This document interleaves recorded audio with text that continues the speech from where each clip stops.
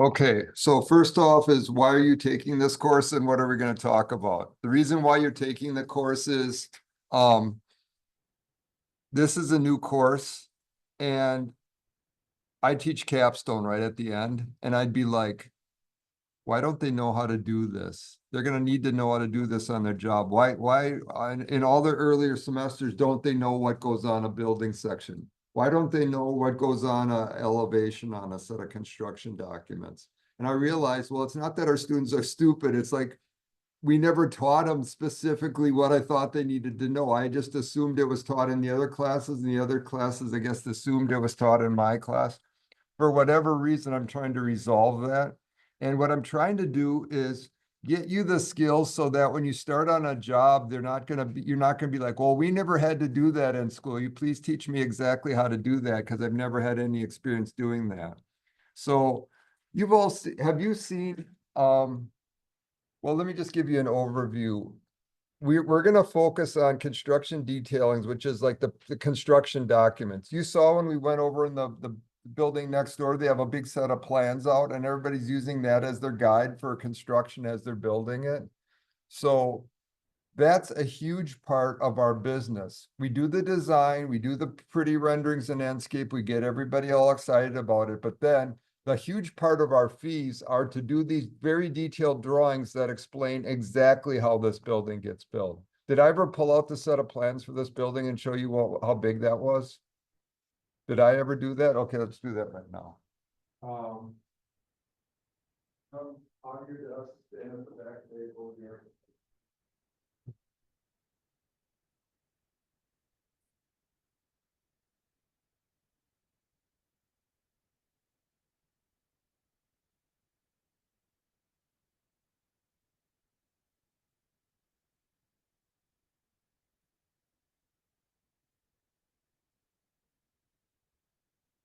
Why did you make it? I said, oh, really?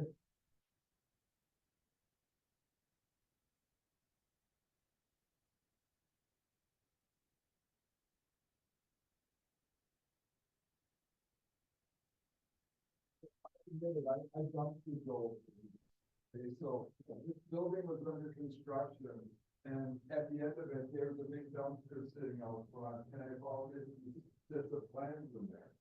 And this is what they actually used to build this building, right? So this is the set that everybody's looking at. And you can see it's kind of interesting because they got all their post-it notes and scribbled down there. And if they had addendums, they're pasted onto the back of the sheet. So this was all done on AutoCAD, believe it or not. So this building, I don't live in the drafting that worked out. This was all done on AutoCAD. All these drawings are done on AutoCAD. So they are, now this isn't just you on your first day of the job, they're gonna give you a job like this and say you do it all by yourself. This is a team of people, right? So the people that are doing architecture is probably a team of 3 or 4 or 5 people working, right? And there's probably 2 or 3 people working on the interiors, there's 2 or 3 people working on the structure, there's 2 or 3 people working on the mechanical and electrical. But these are the documents that they actually take out on the job site and they figure out how to build it. So let's just look at our building here.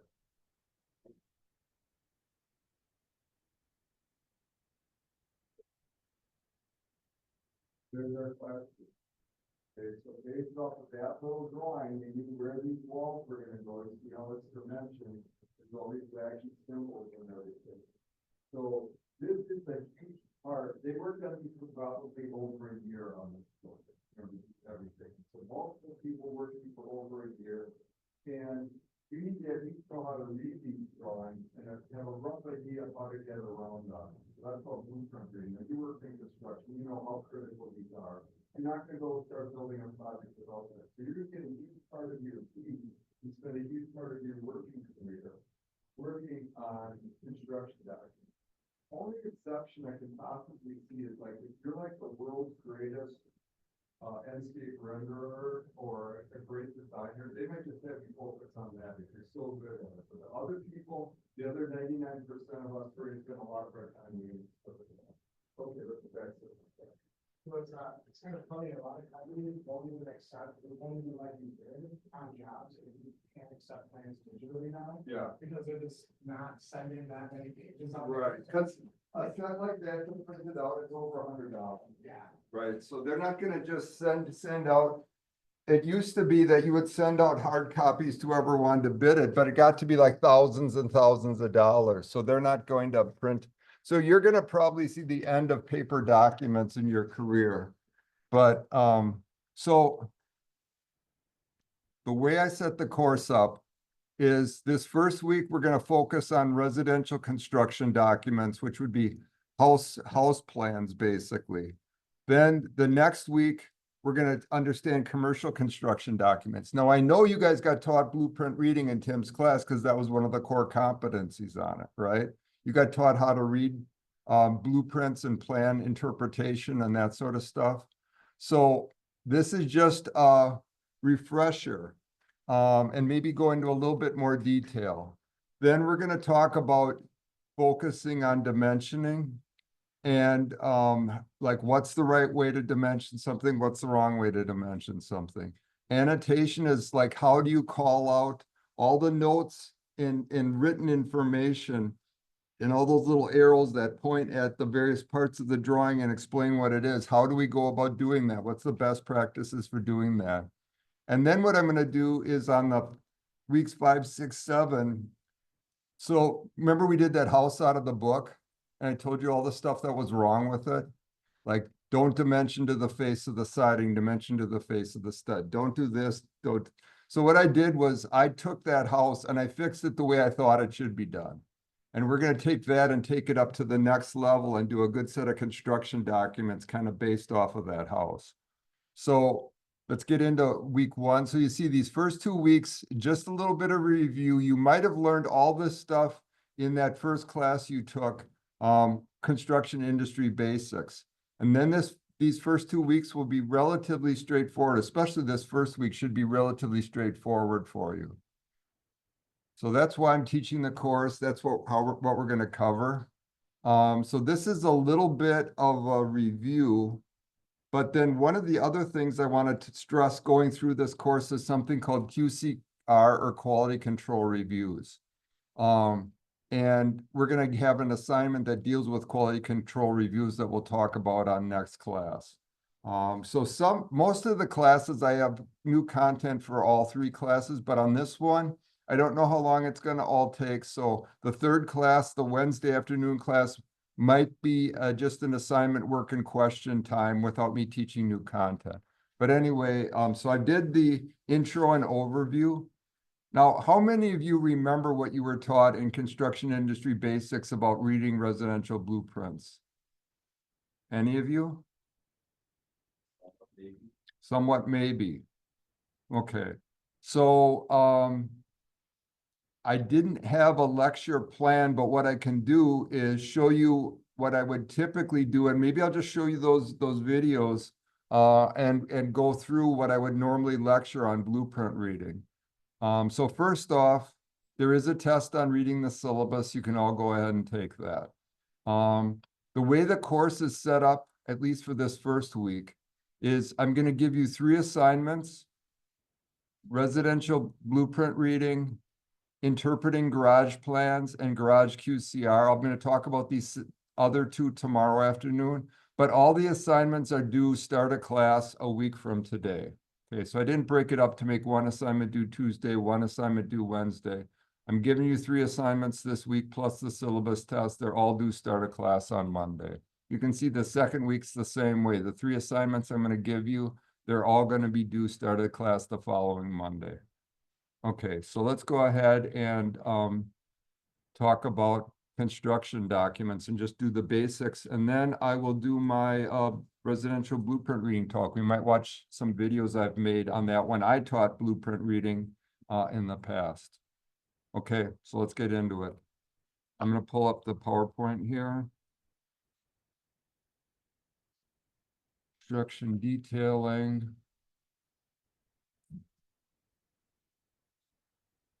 So I just want to give you a brief PowerPoint on, like, when we talk about construction documents and working drawings and plans and specs. There's a bunch of different names for that. What exactly does that all mean? So let's get started with this.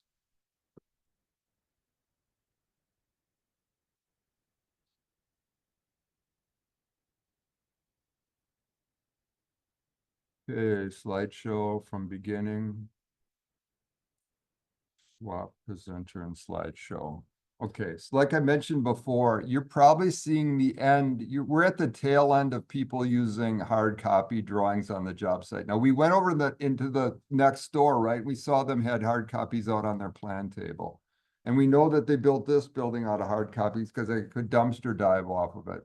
What they're doing now with the big TVs being so cheap, they're just putting big TVs on the job site and everybody's going to stand in front of the big TV or the touchscreen in a way to mark it up, and they're just looking at PDFs. Okay. But in reality, whether it's a 24 by 36 PDF or a 30 by 42 piece of paper, we're working with big sheets of paper that we call plans, even though they're plans, sections, elevations, details, schedules, they just call them plans generically. And then there's specifications, which are little books or written information. Okay.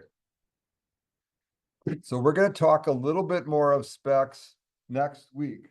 I gotta see if I still have my spec book or if I'm still with it.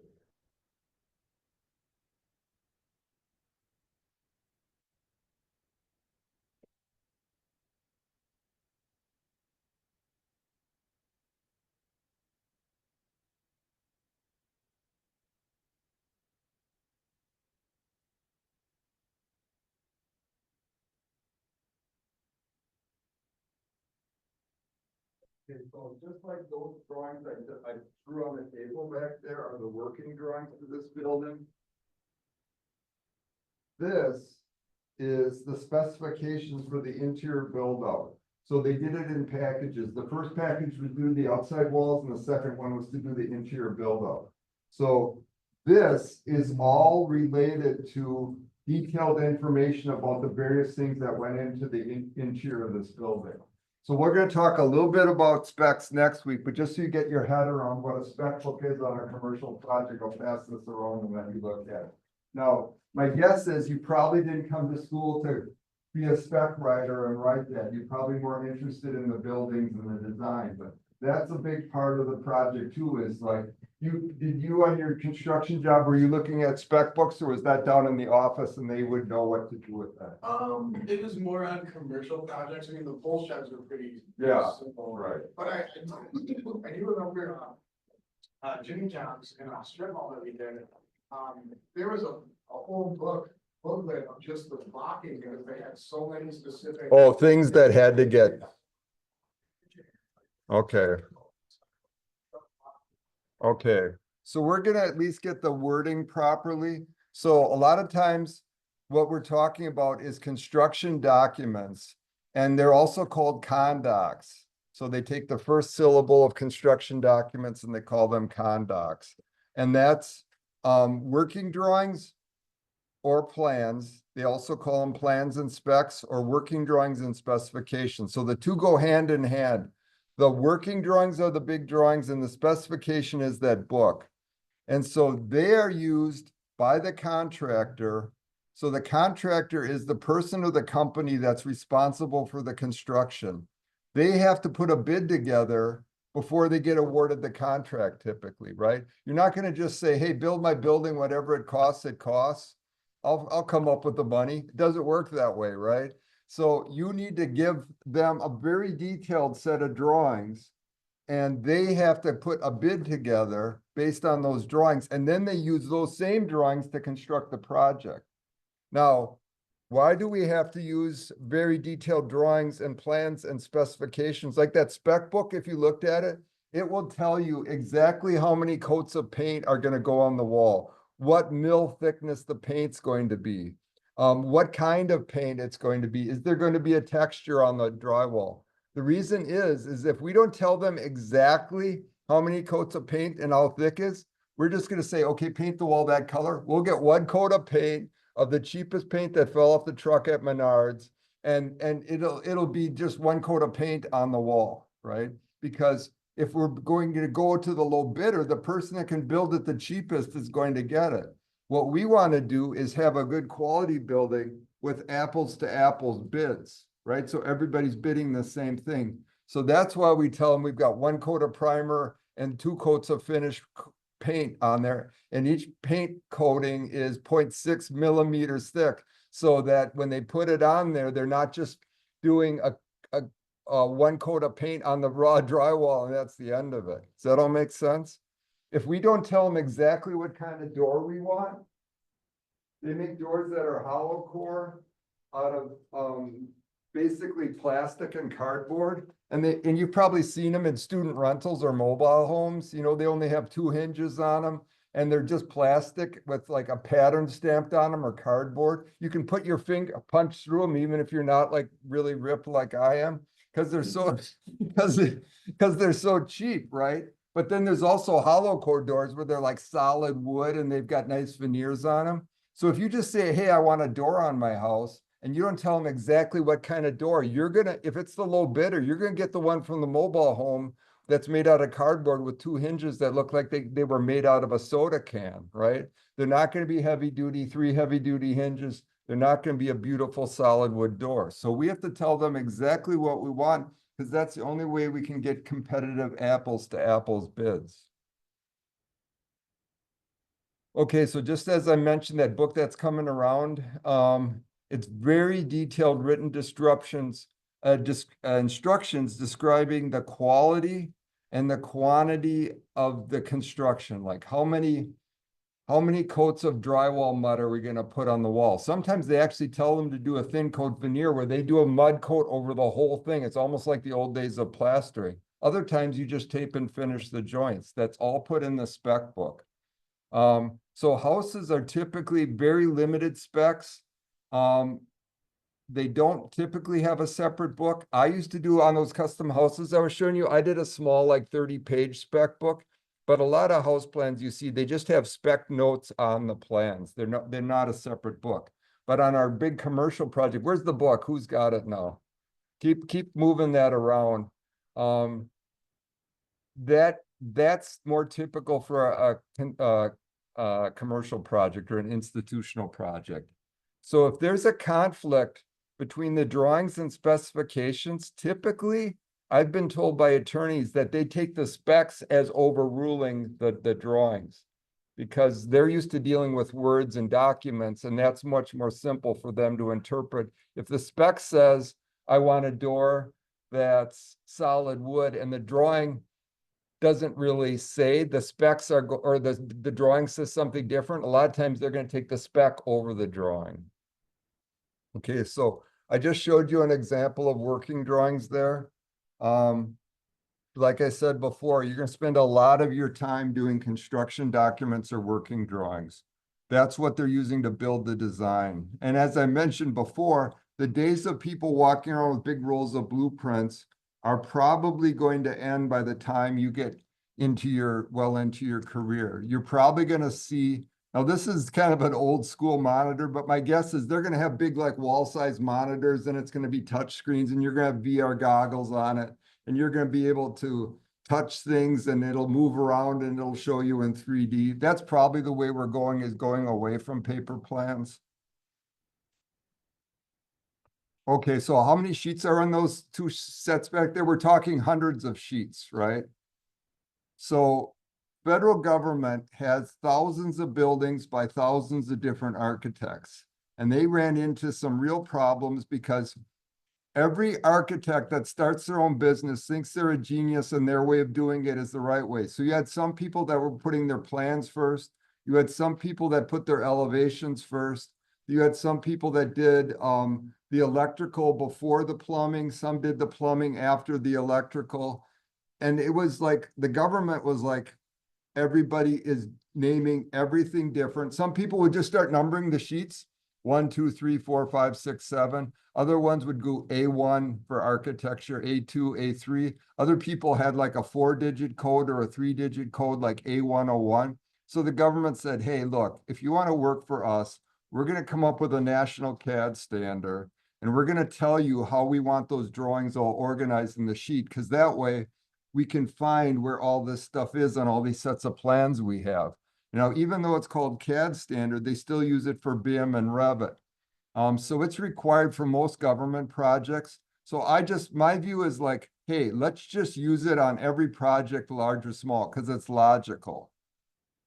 We can't have people all coming up with their own system and expecting these big clients to keep track of every architect's stupid little system. So they made a national standard, everybody has to follow it.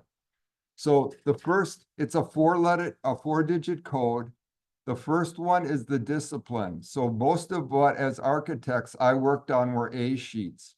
So A stands for architecture, S for structural, I for interior. So if I see an I sheet, even without looking at it, I know it's an interior sheet. If I see an A sheet, even without even studying it, I know it's going to contain architectural information. Same with S for structural. So then, now that we've gotten that discipline figured out by the letter, then we have a 3-digit code for the numbers after that. And what that code is that first number, if it's a 2, it means it's an elevation view. So if I have a sheet that's my exterior elevations on my house, that's going to be an A200 series sheet. If I have a sheet that's main drawing is my plan view, that would be an A100 series sheet. If I have my building sections, those would be A300 series. So like the A207 would be the 7th architectural elevation sheet. Does that all make sense? So whether it starts with a 1, 2, or 3, I know exactly, if I see a A100, I know it's got to be a plan sheet. So I don't have to go through looking through all those sheets trying to figure out where the plans are. If I just look at where the A100 sheets are, I know I'm going to be at the floor plans.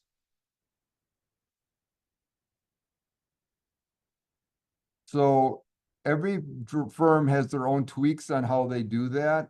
So if you work at a big firm and you have 50 different people working on it, they're going to tell you exactly how to follow their standards, because you can't have Daniel doing it his way, me doing it my way, Eli doing it his way. It'll be a clown show, right? Because Eli likes to number his sheet starting at A100. I want to start at A101 because it's the first sheet. It's not the 0 sheet. Okay. So everybody's got their own little theory about it, but your company's going to tell you what to do. So this is for the Sanibel, which is a beautiful little city on the west coast of Florida. This is for their fire station plans. And they added some things to the national CAD standards. They showed their architectural renderings just so that people on the job site would get a rough picture of what this would look like. So they called those AR for architectural renderings. And they used AS for site related things. So like their site plans, their architectural site plans, they just put a S after the A. So that's just the way that company did it. So remember what we talked about? Floor plans always start with 1. And elevations always start with 2s. So like here, A201 is interior, exterior elevation. A202 is an exterior elevation. Now what they did is, since the 2s are elevations and they had some interior and them exterior, they decided that, hey, we're going to just start our interior elevations not at A203. We're going to just start them at half the way up there. We'll start them at A251 for our first interior elevation sheet.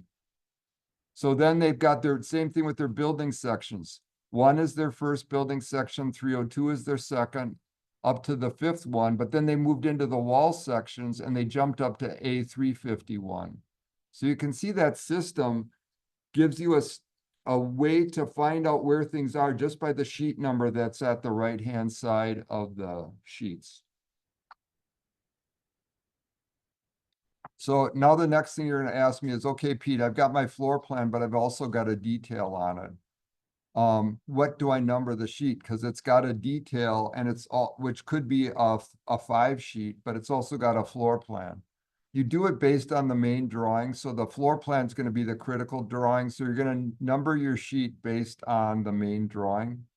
So this is showing, the other thing that this company did down in Florida is if they had too much equipment that they weren't going to be able to show their dimensions and the equipment on the same plan, they have an architectural plan And then they went up and they did a dimension plan of that same floor. So they couldn't, if they couldn't get all the information on one plan and still make it easy to read, they split off the dimensions on their own plan. So on the right-hand corner of the page, there's a title block and it's got the sheet name and number. So the sheet name and number should exactly match what's in the sheet title or index that's on the first page. So this is my index of sheets here. So it says it's A121 is the dimension plan for the first floor. That wording has to exactly match between the two of these.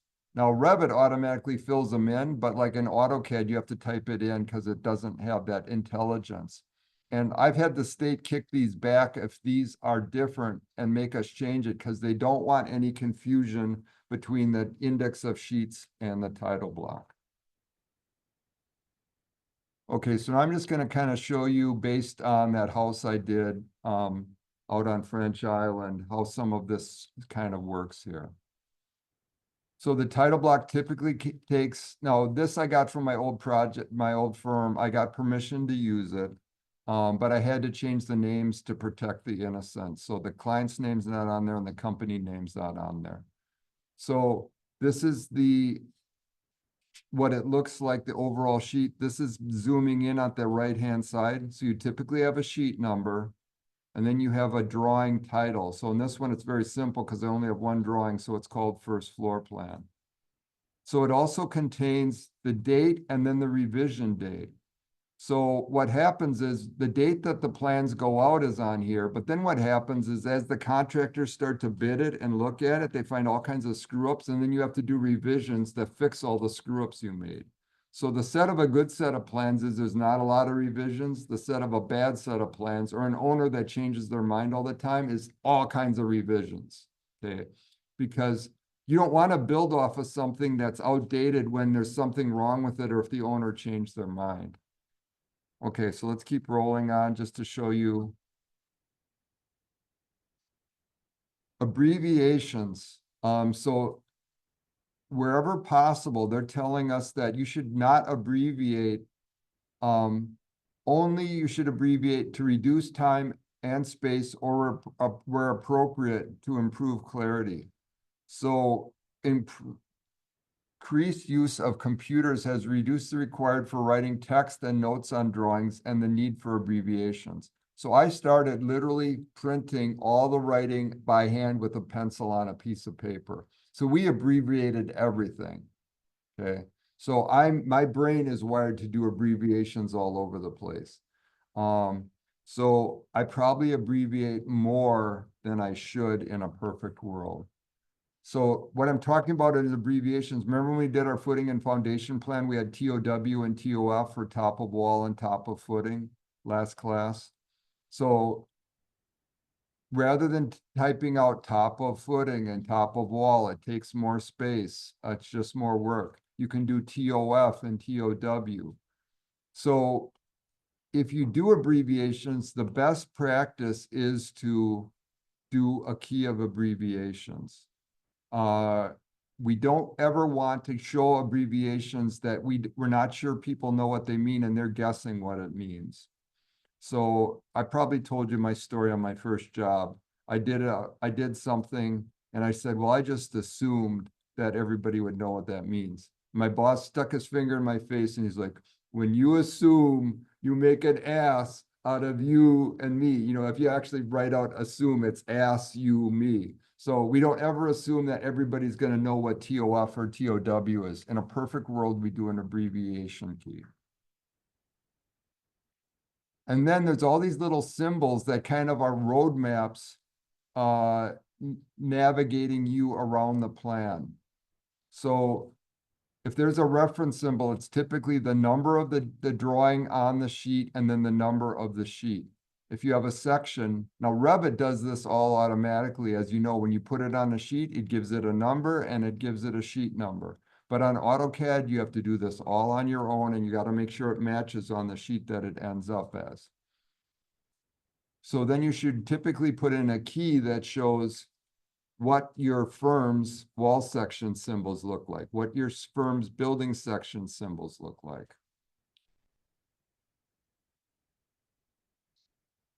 And then there's identity symbols. So these are column grids, like where our columns, for example, there's a steel column there. If I looked at the plan, there's probably a grid line that goes through the center of that column and it shows where that column is going to be located. We've done these in Revit, room names, numbers, and room area. We've done door numbers in Revit. We've done ceilings in Revit. You can do a ceiling type. You can do a partition type for a wall. You can have toilet tags, acoustical partition tags. Every job's going to be different and your company's going to tell you how you tag all these things. So you need to know like what these various street signs mean when you draw. And you also need, like, when you're driving to know that, oh, an octagon that's red is a stop sign. In this case, I would see a circle, a double circle, and I know that, oh, that's an acoustical partition tag.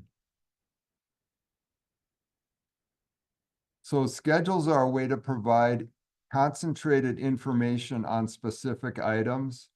And they let you get all that information in one place to save time and sheet space to find it out. So here's an example I just showed you. There's many different kinds of schedules. Like on a house, a typical schedule would be a window schedule.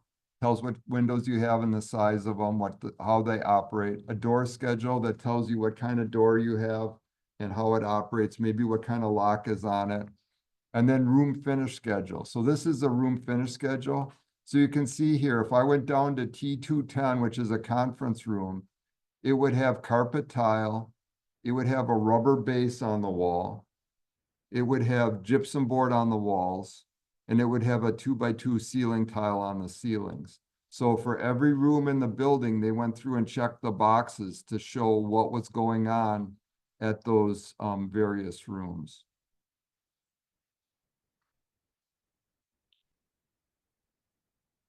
And if you're using graphic symbols like bat insulation or brick masonry, a lot of times they do a material legend. So you've probably seen the earth hatch when you did your site on Revit.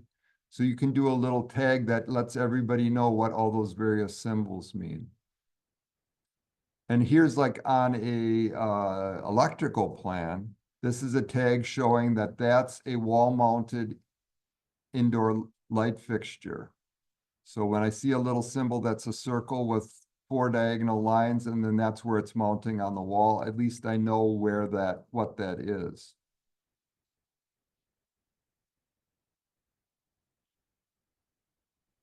Okay, so again, back to that house. The way that firm was set up, on the bottom of the sheets, it went 1, 2, 3, 4, 5, 6, 7, 8, 9, 10, 11, 12. It just had numbers. And then going up, it had letters A, B, C, D, E, F, G. And if you had multiple drawings, you drew little boxes around where those drawings were. And where the left corner of the box was, that's how you assign the number. So it doesn't really help you too much if you only have one plan on a sheet. But if I had 40 details, if I saw that it was A1, I would know to look right away in that lower left corner. You always put a north arrow on any floor plan sheet. North arrow is almost always up on page. But in this case, I had to break the rule in order to get my long, narrow house on my long, narrow sheet. So in this case, north was off to the right, but normally north is always up on a plan. So here's an example that I was talking about where grids, I think this is from the Sanibel fire station, but they use that same grid system my last employer did. So you can see here, 14 or 16, this is where 16 starts and that's where A starts. So that detail is going to be A16. This one's starting on the left where 1 is, and it's starting where J is. So they draw little boxes around where their details are, and then they give them a number based on where they are on their title block. And so these are all the various details that show how the epoxy floors and the showers and everything in the tiles are working at the showers. So then there's something called general notes and keynotes. So I was always located these on the right-hand side of my sheet. So general notes are notes that apply to more than one item. So wood stud, wall dimensions to face of stud. all countertops on this floor to be granite. So rather than doing a keynote on every wood stud saying, this is the face of stud, this is the face of stud, this is the face of stud. I just do a general note saying they're all the wall stud dimensions on the wood or to the face of the stud. But then I've got all kinds of keynotes that had to go on this custom house plan. So if you look on the left there, I drew a big 3 pointing at the bar, and you can see that's what the original size 3 was. So the keynote then says bar by cabinet maker. So that means that the owners had a separate contract with the cabinet maker to build this bar, and that the regular contractor shouldn't put a cost in for that bar. And so every one of those notes, and then see the note below it, 4, bar to have a dishwasher, ice maker, refrigerator, one more sink, one bowl sink with disposal. So if I had to write all that on my plan, all these notes, if I had to write them on the floor plans, it would be a jumbled up mess and they'd be very hard to read. But by doing these keynotes, here's a keynote 10. Let's see what that said. Built-in shelving and cabinetry. So instead of having to write all those words, I could just have a little keynote and get that all taken care of. Just keeps the drawings tidier. So here's an example showing some of the symbols that we do to find our way around on the plan. So this is showing a section symbol.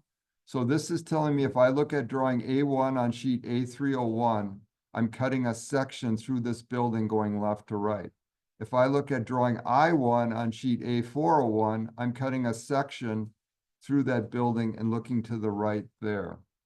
These are called plan detail callouts. And this is what I did on the kitchen and bath assignment. Remember I had that blown up plan detail that went on the sheets? So this is telling me that there's more information of the stuff inside those bubbles and you need to look on those other sheets. And this is just a detail section, the way we did it on that firm, where it's not through the building, it's just showing how this fireplace is constructed, but I would know I would have to go to A5 on sheet A402. So the window tags are keyed to the window schedule. So this is like if I looked up A on my window schedule, it would tell me all about that window. The room names and numbers are keyed to the room finish schedule.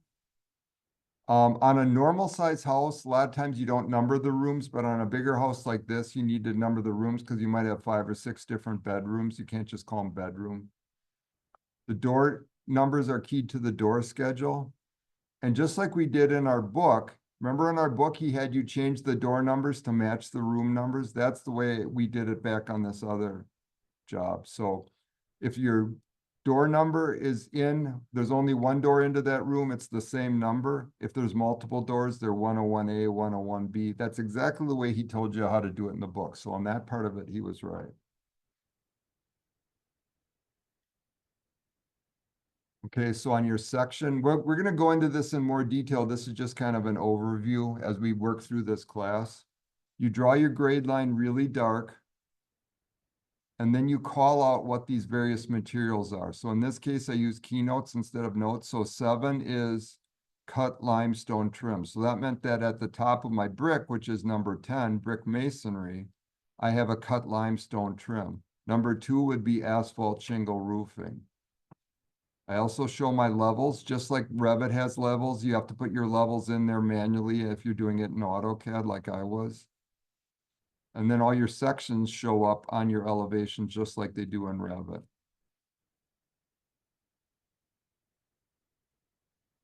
So these are level tags. Revit puts them in automatically. AutoCAD, you have to draw them in. So in this case, first floor is set at 100. So that my second floor would be 10 feet, 9 1/4 inches above.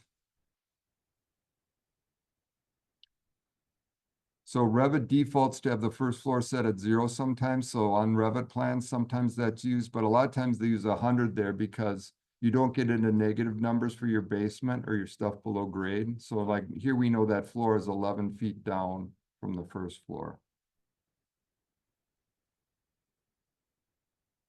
So there's a section at the stairs showing, again, the level tags and the detail callouts for things where I couldn't get all the information at the smaller scale. I would know to go to sheet A503. A1 and look at that. And we'll get into this in more detail. We have an entire assignment on what we do on sections, but in general, your section has your level tags. It shows the other sections, and then it shows bubbles out where the other details are taken. And it also has room names shown, so you can show what area you're cutting through.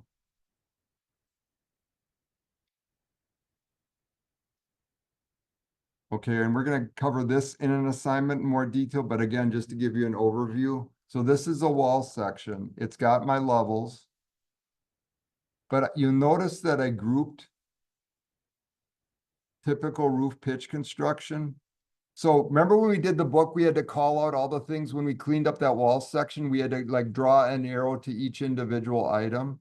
And I told you I didn't believe in that. The reason I don't believe in that is that let's look at this typical roof construction. I've got asphalt shingles, that's item 1. On 30-pound felt, that's item 2. On 5/8 plywood with H-clips, that's item 3. Then I've got ice and water shield at eaves and value, that's item 4.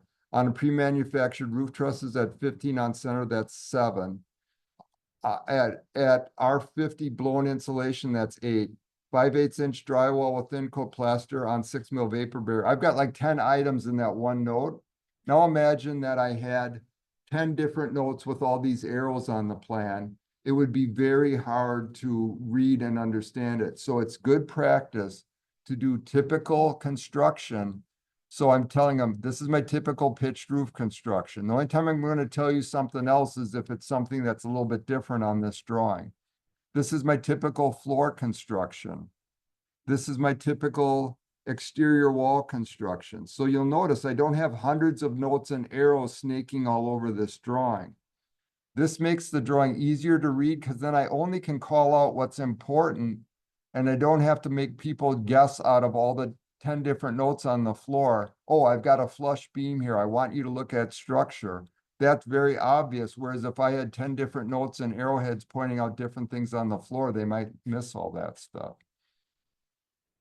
And then the beautiful thing is, if I call this out on, say, sheet A301, on the next sheet, I don't have to copy this whole list. I could just say typical roof construction sheet A301 for notes, and then they can always refer back to this other sheet to find it.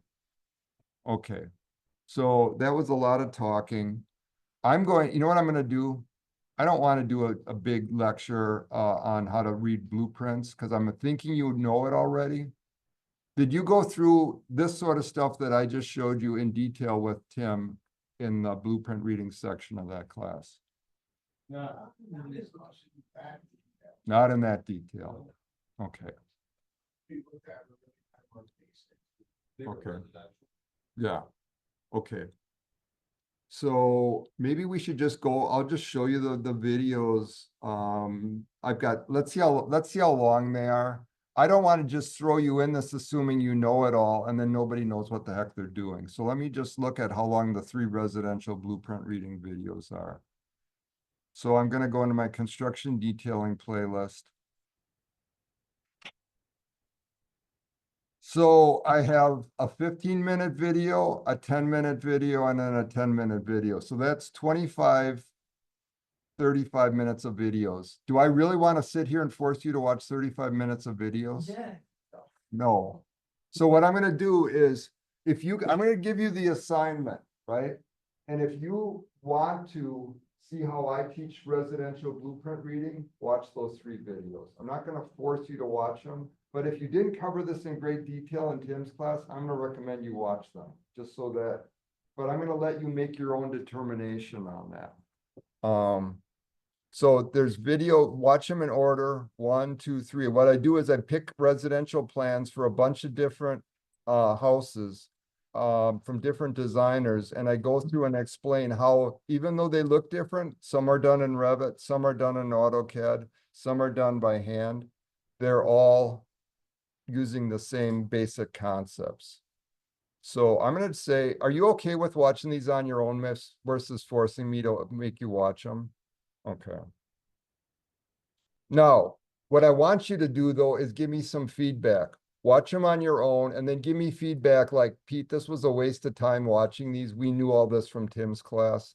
I wasted my time watching these. Then I'll just say, okay, these are just bonus next year. But if you say, hey, Pete, I didn't know any of this stuff that were worthwhile, then I probably will start showing them in class. So you're gonna be my beta tester on this one.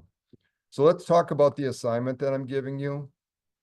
The assignment is a set of plans for a simple little house. It's called the 926 Hood Street Little House. And all the information is on these plans that you can answer the questions that I'm giving you. And so here are the questions. So what I want you to do is take this Word document, open it up.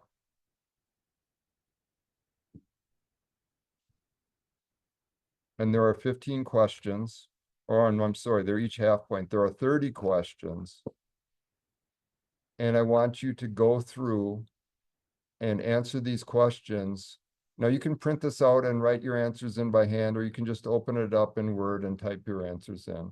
But for example, what size is the door into the basement bathroom? You need to tell me what size the door is. And you have to know how to read a set of residential plans to look at this. So if you want to watch my videos, give me some feedback. Did you learn anything or was it a waste of time? If you want to just try the assignment and see how you do on it, that's also fine too. Maybe, you know, you picked up enough in that first class that all these are going to be a piece of cake. I know that after they watch the 3 videos, I tended to get very good grades on this assignment. So if you don't watch the videos and I get a bunch of very bad grades on this assignment, I'll know that you needed to watch those videos. Does that sound like a plan? Okay.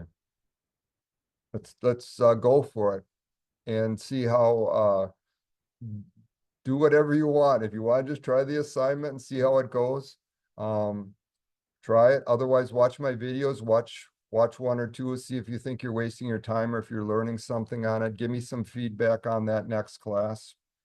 And the reason I set this class up on the afternoon instead of the morning is I don't know exactly how long it's going to take you because it's the first time I've taught it. And this way, if you're fast and you get done early, you can leave early. You don't have to stick around for the next class.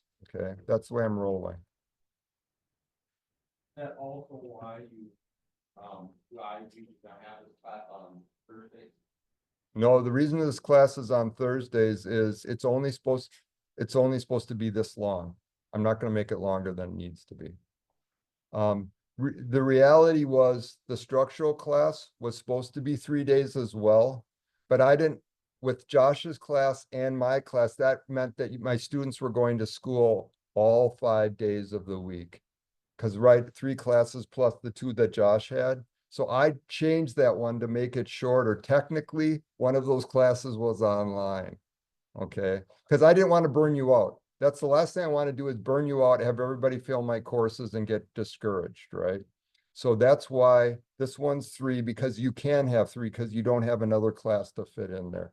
But the last class that I taught you, structural concepts, was supposed to be 3, but it was just too many hours in the classroom for you guys. Okay.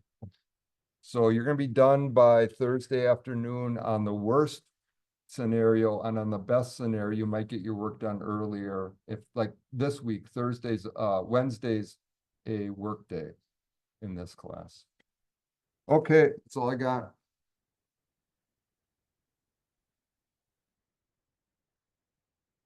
Now, David, before I let you go here, let me stop recording.